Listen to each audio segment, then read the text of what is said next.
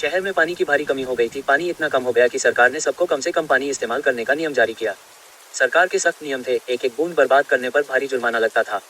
इसलिए सब लोग पानी बचाने के नए तरीके ढूंढ रहे थे और तभी कुछ स्टूडेंट्स ने एक जुगाड़ निकाला।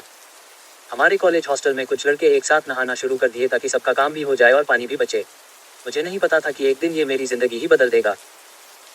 मैं एक दिन अकेला शावर ले रहा था, स्टीम से पूरा छोटा सा बाथरूम भरा हुआ था। तभी राघव अंदर आया, लंबा, हैंडसम, आकर्षक शरीर, जैसे रोज जिम जाता हो और बिना कोशिश के हैंडसम, बिल्कुल वैसे ही जैसे सिर्फ सपनों में मिलता है। वो मेरा सीक्रेट क्रश भी था।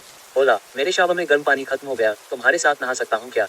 मैं तो अपनी सांस ही भूल गया, हैरान था। मुझे लगा नहीं था कि एक दिन मुझे अपने क्रश के साथ नहाने का मौका मिलेगा। लेकिन कूल बनने की कोशिश की, पूछा, सीरियसली?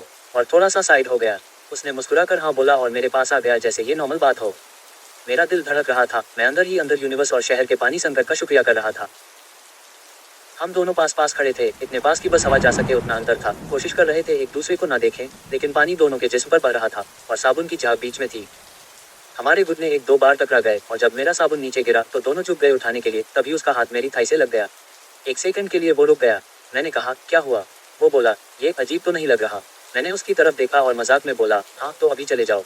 उसने थोड़ा हंसकर बोला, बस पूछ रहा हूँ, मेरे वजह से तुम्हें एडजस्ट करना पड़ रहा है। मैंने मन ही मन कहा, पागल, इस पल को तो मैं हर रात अपने सपनों में इमेजिन करता हूँ। उसने कहा, क्या हुआ, कहाँ हो गए? मैंने कहा, कुछ नहीं। फिर उसने धीरे से कहा, मेरी हेल्प करोगे?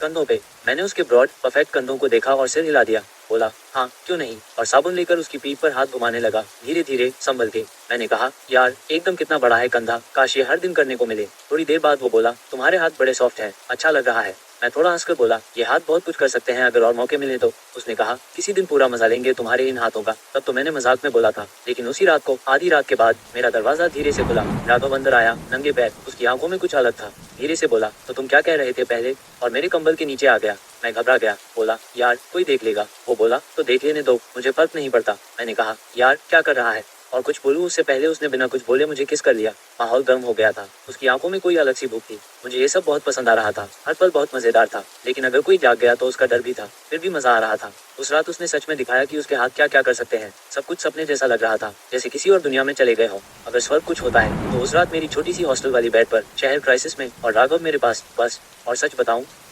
अगर उसके बाद मुझे जहन्नुम भी जाना पड़ता तो भी कोई अफसोस नहीं होता। वो हर रात चुपके से मेरे बेड पर आता और मुझे जन्नत का एहसास दिलाता, और मैं यही चाहता था। मेरी जगह आप होते तो क्या करते?